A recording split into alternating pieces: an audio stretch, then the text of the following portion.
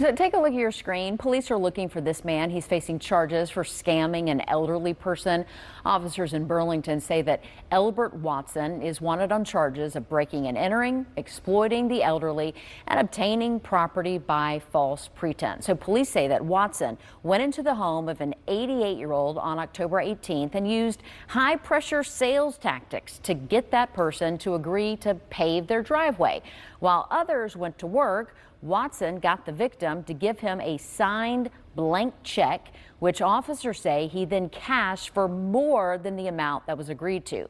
He then came back, got a second check, but the bank would not cash that one. Again, police are looking for him. And Detective Mary Somasundaram with Burlington Police is here with us to talk about that case, but also to explain what people can do to keep something like that from happening to them. And I have to say, we've done a lot of stories about these kind of scams against the elderly.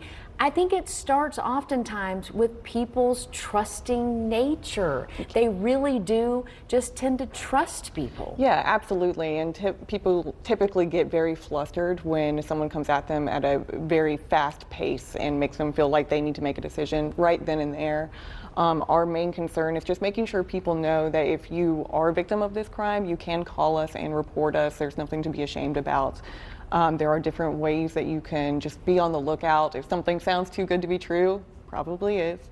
And you're never going to be forced to make a decision on a big sell like that immediately. You can take your time, you can ask for a second opinion.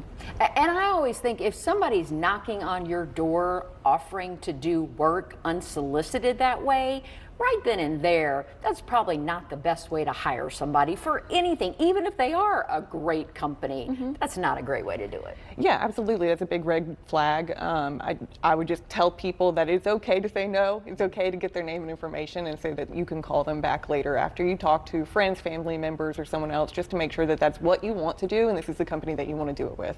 And I know as far as, the way that this went, sometimes we see scams that aren't quite as deep as this one went with the man who is charged with this. I mean, this started off being a scam and then went into theft on a different level, breaking and entering and things like this. Is this something that you all are seeing more and more of? Unfortunately, when it comes to vulnerable members of our community, such as the elderly, it is pretty common for this to happen. So that's why we're really just trying to get people to know that you can call in. It's 336-229-3500. And we will definitely take that report. We'll definitely walk you through it. Even if you're not sure whether you've been a victim of a scam, we'll absolutely investigate it.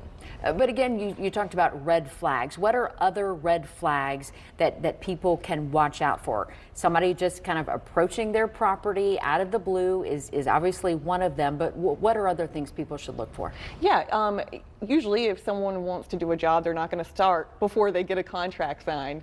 And then they're going to want you to review that contract in detail to make sure that you are both agreeing upon the price and what they're about to do. If they're trying to shove it in your face and then move quickly out of there, that's red flag. You can pump the brakes and say, hey, let me sit down and read this prior to agreeing to doing anything. And again, this 88-year-old person signing a blank check, whatever this person said to convince them to do that, they were very persuasive, but you would never want to do something like that. No, don't give out your personal information, specifically over the phone as well. No one's going to call and ask for your social security number or your bank account information. So don't do that. Don't give any blank checks to anyone. Again, pump the brakes whenever, especially a big spend like this is going to happen, just to make sure it's what you want and you're doing it with the right company.